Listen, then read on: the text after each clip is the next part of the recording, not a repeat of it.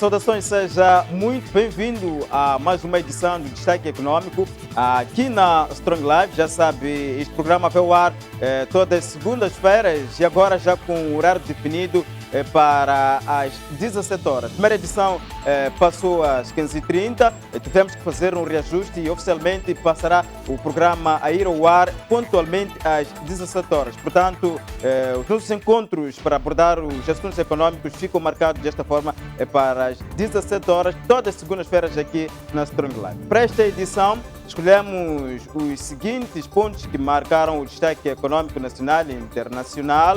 O reajuste dos preços dos combustíveis em Moçambique, que impacto deverá causar ou que esteja a causar e que alternativas o governo, o setor privado, as organizações sociais têm para contornar aquilo que é a gravidade desta mexida nos preços dos combustíveis na vida dos moçambicanos. Vamos olhar também para a realização do primeiro fórum de negócio entre Moçambique e Ruanda, o encontro que foi promovido pela Câmara de Comércio de Moçambique. Que ganhos Moçambique deverá tirar com estreitamente as relações com Ruanda? É uma análise exaustiva que será feita pelo nosso comentador de destaque econômico, Sérgio Cossa, nesta edição.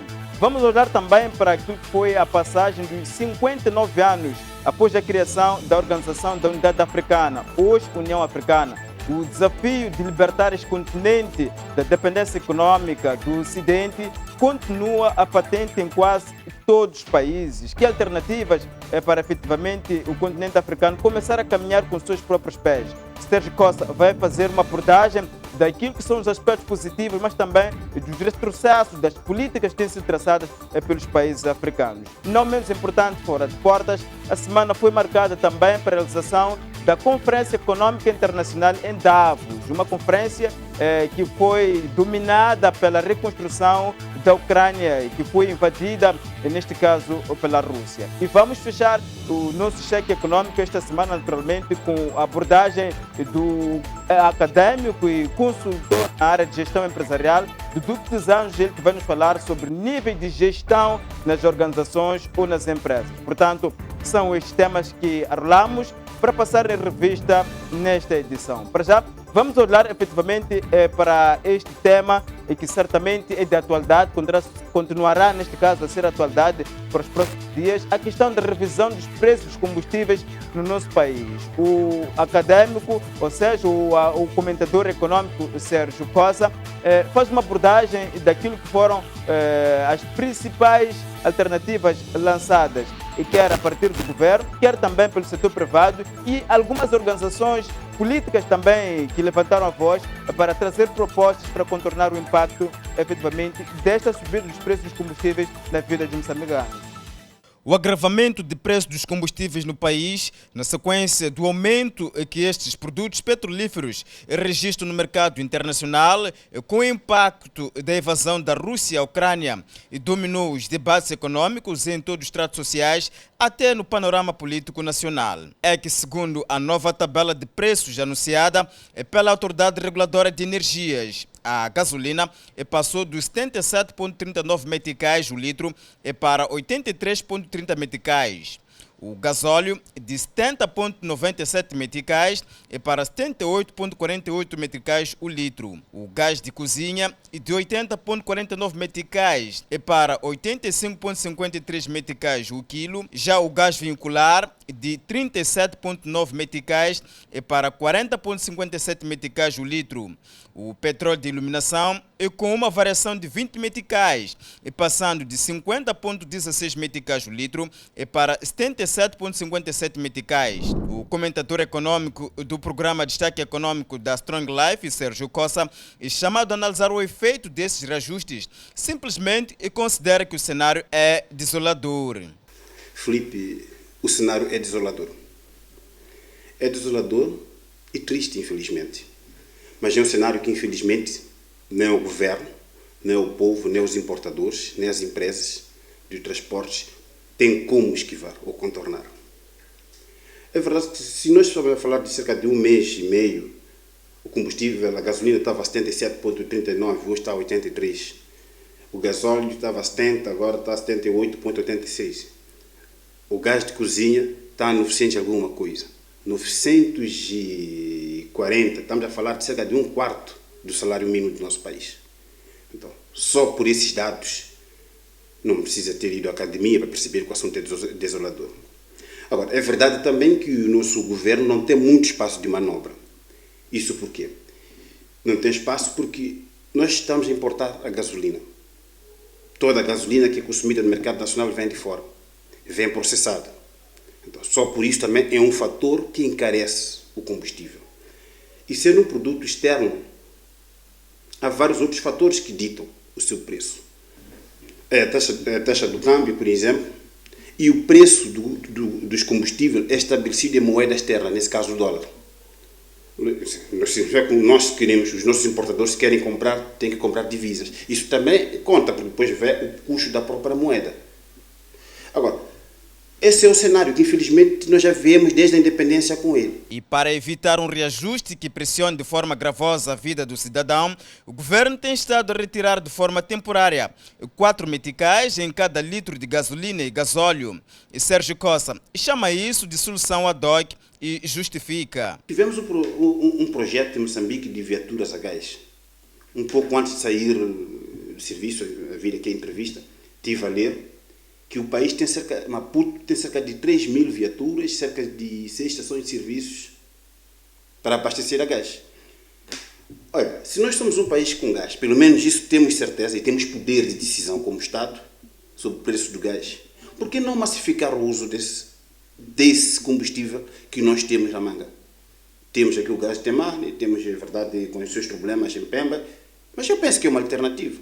E voltando também, por que não pegar as refinarias? Por que não ter por cada porto, grande porto do país, que temos o porto de Maputo, Beira e Nacala, por que não ter refinarias e pô-las operacionais? Por que não criar cooperativas de importador e não ser cada um à sua maneira vai comprar? Porque naturalmente quem perde somos todos nós. Todos nós é que perdemos. Então, se nós começarmos a procurar soluções estruturantes, porque o governo tem que aparecer neste processo como facilitador, afinal estamos numa economia de mercado. O governo não tem que ser ele a dizer que vamos agora retirar 3 meticais, 4 meticais aqui, pôr ali. Não. O governo tem que simplesmente aparecer como uma pessoa que joga, põe as pedras a jogar. Olha lá, eu dou-vos essas vantagens, mas o que é que vocês nos trazem? Formem cooperativas. Revitalizemos as refinarias. Reagindo aos debates que muito rapidamente dominaram todas as esquinas e estratos sociais no país em torno do impacto da subida dos preços dos combustíveis, o chefe do Estado disse que o governo não tinha como travar o reajuste e fez questão de sublinhar que os preços praticados em Moçambique são os mais baixos na região. E sobre o parecer do Presidente da República, o comentador econômico Sérgio Costa refere o seguinte: com todo respeito ao Presidente Nhus, mas quando a gente diz que nós, ao nível da SADC, por exemplo, temos o preço do combustível mais baixo, também temos que lembrar que temos o salário mais baixo. É justo, porque se calhar teríamos a arrumar todos os carros e não sei se íamos a pé, porque eu pessoalmente vivo em Marraquém e trabalho na Baixa da cidade, não sei como é que ia fazer. Agora, é que esse é um problema que não só deve ser resolvido do ponto de vista político, porque, como disse anteriormente, os governos têm que ser facilitadores. Eles têm que começar a tentar chamar mais as associações econômicas, tentar buscar soluções e não sermos simplesmente um grupo de importadores. E pior, onde cada um vai importar à sua maneira. Porque quando nós estivermos a jogar assim, hoje ele, na minha perspectiva, tentou chamar-nos a atenção e faz muito bem, afinal é o pai da nação. Mas algo tem que ser feito. O que eu estou a tentar transmitir é que ele disse, e é verdade, que é uma fase, mas preparemos para o pior. Mas se calhar pode ser pior se nós apresentarmos umas soluções claras ao povo moçambicano, de que, olha, vamos apertar os cintos por um período de 3, 4 anos, de 5 a 10 anos, mas daqui a 5, 10 anos, pelo menos estes fatores não vão mais nos afetar. Se não afetam, podem afetar a mim, mas não vão afetar os meus filhos como estão a afetar a mim. Agora, dizer que preparemos para o pior e não apresentar soluções, quer dizer, vamos viver sempre a expectativa de uma vida pior. Quando eles colocam, por exemplo, a questão do preço, que é o mais baixo da África do Sul, é fictício. É mais baixo por quê? Porque está a ser subsidiado. Não é função do Estado andar a subsidiar. A função do Estado é facilitar os agentes econômicos e taxar. Melhorar as vias de acesso, melhorar a qualidade das escolas, a saúde. Essa é a função do Estado. Não andar a sacrificar com os nossos impostos e andar a subsidiar essas empresas de importação. Essas empresas que criem alternativas, que criem propostas duradouras, mas viáveis, a médio e longo prazo. Em busca de soluções para mitigar o impacto da subida dos preços dos combustíveis na vida dos moçambicanos, a Renamo sugeriu que o governo deve retomar ao subsídio às gasolineiras, enquanto o Movimento Democrático de Moçambique propõe a redução do IVA de 17% para 12%. O setor privado, por seu turno, também convocou a imprensa para apresentar suas reclamações e propostas para contornar a situação, com destaque para também a redução do IVA, porém com uma visão de pôr as transportadoras com seus postos de abastecimento. Sérgio Costa vai em contramão a maior parte das alternativas lançadas. O Estado já vem subsidiando as gasolineiras, os importadores, as empresas importadoras, mas também sabemos que o Estado está a dever cerca de 120 milhões de dólares. Significa que mesmo na anterior conjuntura estava com dificuldades de fazer desembolsos. Se continua a querer, se eles propõem ao próprio governo que baixe o IVA, que é uma fonte de receita, ou que dê mais subsídios, vamos a sufocar ainda mais o Estado. É por isso que eu vou. Vamos direto para soluções estruturantes. Vamos buscar soluções que vão afetar a qualidade de vida do povo moçambicano. Hoje, amanhã ou depois da manhã. Ou se não for hoje, porque agora estamos a implementar, tudo bem. Que seja daqui a 2, daqui a 5, daqui a 10 anos. Mas depois disso, vamos minimizar e valorizar a qualidade de vida do povo. Se tivermos, por exemplo, as importadoras a trabalharem em forma de cooperativa, as transportadoras regionais, nacionais ou interprovinciais também em forma de cooperativas, nós podemos reduzir o custo do combustível. Como? Tendo maior capacidade de negociação. Porque agora cada um no seu canto vai comprar. Naturalmente, quem vende é que tira o maior proveito da situação. Então, o que eu penso que tem de acontecer é que todos esses agentes econômicos deviam sentar, buscar soluções estruturantes e não cada um à sua maneira. Eu não ando muito atrás, por exemplo, dos subsídios. Eu não gosto muito disso, porque o nosso Estado já está sufocado. Temos que criar e encontrar soluções definitivas para resolver este problema. Agora, fala-se da possível subida do pão. Isso é óbvio. Não vai subir só o pão. Por conta deste conflito, sobretudo a subida dos combustíveis, os maiores produtores de alimentos, por exemplo, que é a Rússia, falando no caso de cereais, a Rússia, a Ucrânia e a Argentina, já vedaram a possibilidade de exportações. Então, o que é que isso vai acontecer? É que no mercado internacional, se aqueles que são os maiores já vedaram, significa que haverá escassez. Onde há escassez, o preço automaticamente dispara. É a lei da procura e oferta. E mais uma vez, mesmo no setor da alimentação, a solução para mim é a mesma. Nós temos é que pegar os agricultores, capacitá-los, aproveitar as capacidades ou as facilidades que o Sustenta oferece e termos soluções definitivas para o nosso país. Nós temos aqui, para nós aqui em Gaza, já foi chamado o celeiro da nação. O que é feito do nosso celeiro da nação? É o mesmo que acontece com as refinarias. O que é que está a acontecer? Deixamos de produzir, passamos a importar. Será que é a solução? Então, eu penso que é uma altura de começarmos a pensar como um país, sabemos de onde é que a gente vem, onde é que a gente está e sabemos para onde é que nós queremos ir. O comentador econômico Sérgio Costa critica também a ideia de conceder crédito para alavancar as pequenas e médias empresas nesta altura de aperto financeiro. Todos os incentivos possíveis devem ser acarinhados e postos à disposição. Porque aí sim estamos à procura de uma solução definitiva. Se nós agora, por exemplo, impulsionássemos e incentivássemos a produção de trigo em Moçambique, não sei que tipo de incentivos, podia ser via taxas bancárias, Porque essas que estão aí também no mercado não ajudam muito os nossos agricultores. Podiam reduzir, por exemplo, as taxas bancárias e o Estado subsidiar. Aí teriam todo o meu apoio. Todo. Se bem que não precisam, naturalmente. Estou ciente disso. Mas pronto. Nós que temos que pensar. Se é para incentivar, temos de ir para áreas de produção. O que eu não gosto muito de ouvir são incentivos para importação. Estamos simplesmente a brincar de governar. Não estamos a governar. É que, infelizmente, estamos numa altura em que temos todos os setores da economia sufocados. O Banco de Moçambique, como o garante da estabilidade macroeconômica do país, tem muito a dizer sobre isso tudo.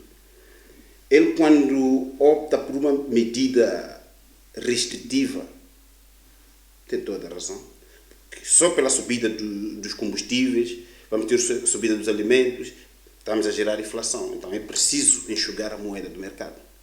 E para resolver o problema de incertezas e choques externos que tem forçado o agravamento de preços de combustíveis, Sérgio Costa diz que Moçambique deve revitalizar as refinarias ao longo dos principais portos marítimos no país. A história neste país, nós já importamos o crude.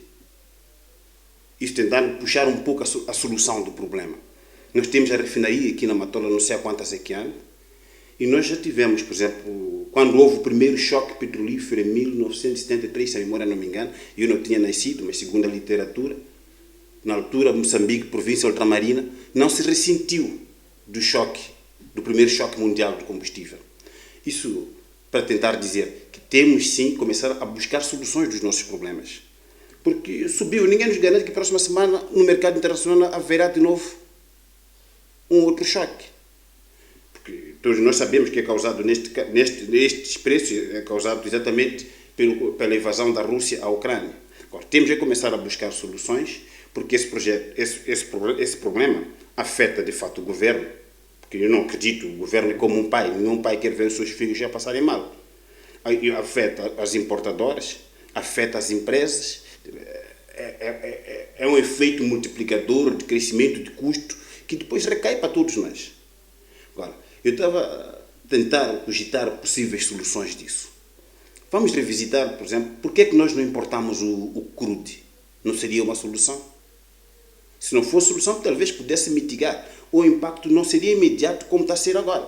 Porque se hoje a Rússia de repente fecha as portas, a Ucrânia fecha, como já está a acontecer, segunda-feira de novo há uma reunião do Conselho de Ministros, já o combustível subiu. Então temos de ser um país soberano e ter poder de decisão de algumas coisas. Começar a criar mais refinarias, mais reservas, tentar alavancar. Outra solução é que as importadoras também pudessem, seja a altura, de se unirem. Se unirem, poderiam ter aquilo que a economia chama-se, não escalas de produção, mas compras em escala. Fazendo compras em escala, poderiam ter maior capacidade de negociação e, se calhar, poderiam, dessa via, reduzir o custo. E veja, nós temos uma posição geopolítica estratégica. Porque todos os países do Interland usam os nossos portos. Falo do Zimbábue, falo da África do Sul, Suazilândia, Botsuana, Tanzânia, todos usam isso. O que significa, se nós de facto tivermos as refinarias a funcionar como deve ser, pode ter um ganho. Porque ninguém disse que nós não podemos vender combustível a esses outros países. Tudo é uma questão de estratégia. E a estratégia tem que ser sentada, estudada, analisada, com calma e coerência. Mas tem que partir do princípio da boa vontade. Não devemos ficar sentados à espera que os outros mexam-se para nós começarmos a reagir em casa. Temos capacidade. Vamos tentar aproveitar essas capacidades. Agora sim, vamos olhar para aquilo que foi a realização do primeiro fórum de negócio entre Moçambique e Ruanda. O nosso comentador do Destaque Econômico, Sérgio Costa, diz que Moçambique tem muito a ganhar com o estreitamento de relações com os empresários ruandeses. Um encontro que foi dominado, sobretudo, pela necessidade de explorar o setor de agricultura, a extração dos recursos minerais, mas também o setor de gás, que Moçambique, naturalmente, uma atenção ao nível das nações. Entretanto, Sérgio Costa fala aqui daquilo que são os aspectos positivos que Ruanda traz para os empresários moçambicanos. A capital moçambicana acolheu na última semana o primeiro Fórum de Negócio Moçambique-Ruanda, um evento promovido pela Câmara de Comércio de Moçambique, com o objetivo de acelerar a implementação de projetos estratégicos nas áreas de energia, exploração mineral e agricultura. Relativamente à importância deste tipo de eventos, o analista econômico Sérgio Cossa não tem dúvida dos resultados que pode trazer para Moçambique, em particular com Ruanda. Olha, um tema interessante, quando vi por acaso da comunicação social, a questão da Câmara de Comércio Moçambique e Ruanda, pus-me assim a pensar. Peguei alguns dados assim por alto, socorri-me também de alguma ferramenta que já existe no Doing Business. Pegas Moçambique, pegas Ruanda. Temos cerca de 31 milhões de habitantes, Ruanda tem cerca de 13. Pegas, por exemplo, o PIB anual de Moçambique são cerca de 12 milhões de euros, em Ruanda são 9. A dívida total de Ruanda são cerca de 14, de Moçambique, 14 milhões 651 e de Ruanda são 4. Depois pegas outra coisa, que é a despesa, a despesa do país em relação ao orçamento do Estado. Vou pegar alguns. Na educação, enquanto que Ruanda, por exemplo, aplica 17 pontos, Moçambique aplica 17,5, Ruanda aplica 10 no orçamento. Então estamos bem. Na saúde, nós aplicamos 8 e Ruanda aplica 8. Mas para além disso, há outros fatores que nós que temos que ver, tentar ganhar. Ruanda é um país cuja economia é essencialmente agrícola e tem uma economia militarizada, mas o nosso empresariado pode tirar proveitos. A burocracia excessiva, transparência governativa e liderar com exemplos são aspectos a ter em conta na parceria que se pretende estreitar com Ruanda. O que é que há na Ruanda que nós não temos? A transparência governativa. Hoje em dia, para não ir longe, há dias tive de tratar um alvará de uma empresa. Fui ao baú, que era suposto ter o documento em um dia, 2 no máximo. Estou há 2 semanas sem o alvará. Então, o resultado é que no Doing Business, que é uma ferramenta de comparação do desempenho das economias, nós estamos em centésimo, 40º lugar, enquanto que o Ruanda está em 29º. Só isso de per si já diz muito. Porque quando nós falamos de parcerias com o Estado, nós temos que tentar copiar aquilo que é bom. A transparência, a menos corrupção, a cultura de trabalho. É isso que nós temos que aprender. Eu penso que vamos aprender do Ruanda. E não indo só na questão econômica. Tem um país, como eu disse, quase 90% militarizado e com disciplina. Podemos também ganhar. Porque essas parcerias que nós temos hoje, por exemplo, da defesa, temos a questão da instabilidade em Cabo Delgado, um pouco para aquela região norte. Ruanda veio mostrar que é possível estancar, com disciplina. Estamos, por exemplo, agora a falar de austeridade. Eu recordo-me que penso que, se a memória não me atraiçoa, no mandato do presidente Guebuza, houve uma convulsão onde disse executivos todos na classe econômica. É um exemplo. Estamos agora, por exemplo, na questão dos petróleos. Temos capacidade de produzir gás, mas por que é que o Estado, por exemplo, não subsidia o processo de transformação de viaturas para se passar a locomover a gás? E se calhar, havendo vontade, negociar até com os importadores de viaturas. Estamos todos a falar da austeridade, preparemos. Mas agora, ao sairmos e terminarmos dessa entrevista, Felipe, vamos ver aqui fora milhares de carros de luxo, de anos na cilindrada. Somos um país em crise. Sim, estamos em crise. É essa a mensagem que nós transmitimos ao povo? Não. Primeiro no exemplo, primeiro no sacrifício e o último no benefício. Socorrer-me das palavras do saudoso presidente Samora. Um dos pontos, conforme dissemos, que marcou a semana finda foi a passagem dos 59 anos após a criação da Organização da Unidade Africana. Hoje, União Africana, o desafio de libertar este continente da dependência econômica e como ultrapassar estes constrangimentos que muitos países africanos encontram-se amarrados, a questão da fome, a miséria. O nosso comentador econômico aqui, Sérgio Costa, faz uma abordagem exaustiva sobre aquilo que são os reais constrangimentos em torno da libertação econômica do continente africano. O desenvolvimento econômico é, sem dúvida, um dos grandes desafios que o continente africano continua a enfrentar. 59 anos após a criação da extinta Organização da Unidade Africana, hoje União Africana. E Sérgio Costa mostra-se séptico quanto ao alcance da independência econômica dos países africanos enquanto esperarem soluções do Ocidente, ou mesmo inspirarem-se em modelos de desenvolvimento que não se identificam com seu continente. O problema da moeda única, há uma série de pressupostos para a gente chegar a esse nível. Um deles é o desempenho isolado das economias. É por isso que tem fases. Aqueles que reúnem os requisitos vão se integrando, paulatinamente o grupo vai ficando maior até que vamos engolir todos os 55 países, a moeda numa pessoa. Quem é a África agora? Ainda estamos muito atrasados. E para chegarmos a esse nível nós precisamos fazer nosso trabalho de casa. Porque se nós hoje, penso que a integração econômica, essa mora também não me engana, estava prevista para 2025. Mas não estamos em condições. Porque há parâmetros para a integração. É o PIB, o PIB vem da produção, que depois vem os salários.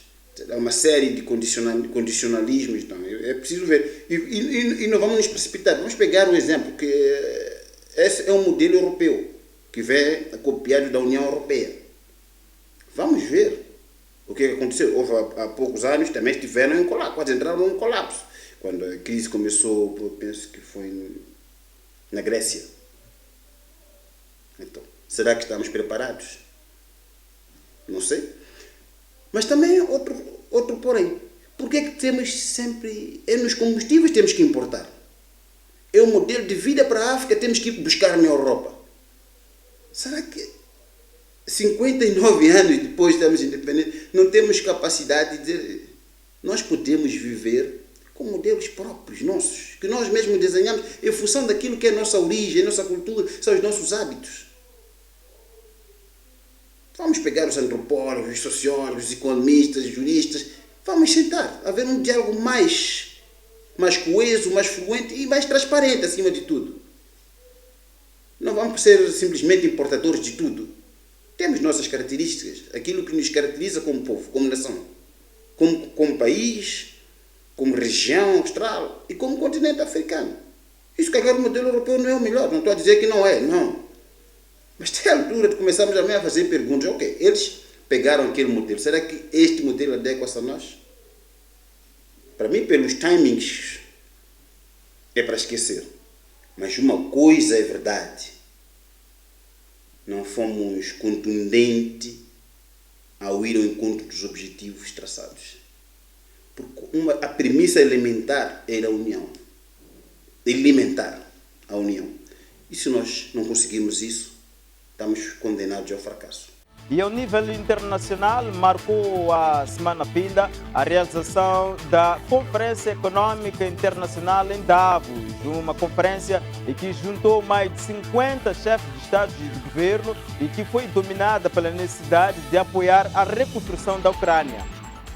Sim, a Rússia, com a abertura para apoiar a reconstrução da Ucrânia, teve lugar em Davos a Conferência Econômica Internacional, onde fizeram parte cerca de 50 chefes de Estados e de governos para refletir sobre os desafios econômicos e humanos na atualidade. Olhando para os resultados produzidos durante o encontro de 2 dias, Sérgio Costa diz que não era de esperar muito, até porque a prioridade global neste momento é mesmo o conflito militar entre a Rússia e a Ucrânia. Eu digo tanto parabéns ao Ocidente, porque eles agora já perceberam que tem um problema grande e grave no Ocidente, estão sentados para resolver os problemas deles. Se calhar também seja um momento de aprendizado para nós africanos.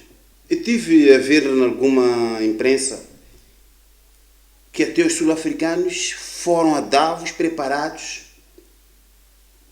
para buscar parcerias, que precisavam de mais financiamentos, e nós também, na abordagem do equilíbrio econômico, transição energética, mandamos o ministro Carlos Zacarias, em representação do chefe de Estado, na senda também de buscar mais investimentos, mais parcerias. Só que parece que dessa vez o tiro não é que saiu muito bem, para não usar o termo vulgar. Mas eu penso que sim, é uma questão de prioridades. O assunto da Ucrânia é sério e tem um efeito multiplicador muito forte, quer dizer, um efeito global. Está a afetar a própria Europa, está a afetar as Américas, afeta a África, afeta todo mundo. Então é importante que se sente, resolva-se o problema da Ucrânia. E com a resolução desse conflito Rússia-Ucrânia, todos os outros países terão mais tempo para resolver os tantos outros problemas. Depois de olharmos para aquilo que foram os principais pontos que marcaram a atualidade econômica nacional e internacional, a esta altura vamos juntar, ou seja, vamos chamar o académico, o consultor na área de gestão empresarial e negócio, Duque dos Anjos, para também fazer parte aqui do Cheque Econômico. E para esta semana, Duque dos Anjos vai nos falar sobre os diferentes níveis de gestão empresarial.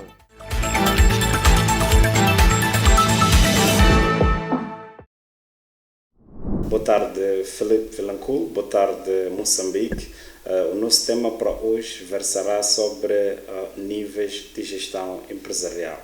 Ora bem, tal como fizemos referência na edição passada, de que os princípios de gestão aplicam-se tanto para organizações sem fins lucrativos, assim como organizações com fins lucrativos, como é o caso do setor empresarial, sucede que o mesmo pressuposto aplica-se, portanto, para o tema que abordamos hoje de níveis de gestão empresarial. Ora bem, o que seria isso de níveis de gestão empresarial? Bom, quando falamos de níveis de gestão empresarial, estamos a nos referir à forma como o processo de gestão, portanto, está subdividida dentro de uma empresa. E, para tal, encontramos três níveis de gestão, nomeadamente gestão do topo, gestão de nível intermédio e gestão da base ou gestão de nível operacional. Pois bem, no nível de topo, nós encontramos geralmente os CEOs, também vulgos PCAs, encontramos os MDs, que são os Managing Directors, encontramos os Country Managers, que são diretores nacionais, encontramos também diretores executivos e diretores gerais. E esses têm a responsabilidade, a priori, de garantir o funcionamento, a sobrevivência e o sucesso da empresa, porque eles têm em si aquilo que é a visão estratégica, portanto, de todo o negócio. Fora disso, também eles têm como responsabilidade a aprovação de políticas e procedimentos que norteiam o funcionamento da empresa. A seguir, nós temos gestores intermédios que estão na segunda escala e geralmente têm sido os diretores de departamentos, por exemplo, diretor operacional, diretor financeiro, diretor de recursos humanos, diretor de marketing, produção e etc. E esses têm, portanto, a responsabilidade de assegurar que as políticas e procedimentos traçados e aprovados, portanto, na gestão do topo sejam cumpridas devidamente, assim como a garantir a planificação, a organização e o controle das atividades empresariais. Por fim, temos, portanto, os gestores de primeira escala, ou mesmo quer dizer, gestores de nível operacional, onde encontramos os supervisores, os técnicos, os oficiais, os foremen. Quando nós falamos de foremen, falamos de profissionais que têm múltiplas habilidades. Podia ser um profissional que tem habilidades em mecânica, em serralharia, em eletricidade, assim como mestre de obra ou canalização. E geralmente os foremen são utilizados na indústria de construção civil, na indústria mineira, assim como na indústria de petróleo, gás e energia. Agora, tem outro aspecto importante a realçar aqui, é que os supervisores geralmente são questionados. Será que também são gestores? A resposta é sim, eles são gestores. Eles são gestores porque eles têm uma equipa que subordina a eles, não é? E esta equipa de operadores é ela que garante a produção, é que garante as operações e, portanto, aquilo que é a produtividade do dia a dia. Agora, para terminar, é preciso realçar que na era em que nós vivemos agora, a era, portanto, de globalização e digitalização, são chamados aqui todos os gestores, ou melhor, os gestores de todos os níveis, para que se revestem de seguintes características. Um gestor deve ser planificador, um gestor deve ser, administrador, o gestor deve ser controlador, um gestor deve ser empreendedor. Só assim que nós vamos ter as nossas pequenas e médias empresas, até grandes, quer dizer, demonstrarem resiliência e, por que não, sucesso dentro das dinâmicas em que nós estamos a viver. Caso não, portanto, vamos ter empresas a irem à falência. O caso que nós estamos a ver em algumas empresas públicas, tu vês que a cada ano há uma empresa que vai à bancarrota, justamente porque essas características não estão a ser levadas em conta.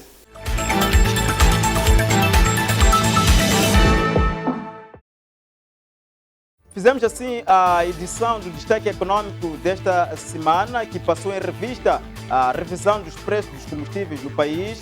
Olhamos também para aquilo que foram os contornos da realização do primeiro fórum de negócio entre Moçambique e Ruanda, o encontro que foi promovido assim que é pela Câmara de Comércio de Moçambique. Olhamos também para a passagem dos 59 anos da criação da Organização da Unidade Africana, mas na componente de libertar este continente africano, faço a repetição, da dependência econômica que tem ainda do Ocidente. Olhamos também a última análise para a realização do Fórum Econômico em Davos, que esteve centrado para a reconstrução da Ucrânia, que continua sendo agredida pela Rússia. Portanto, novo encontro, conforme dissemos na abertura desta edição do Destaque Econômico, fica marcado para daqui a 7 dias e pontualmente quando forem 17 horas.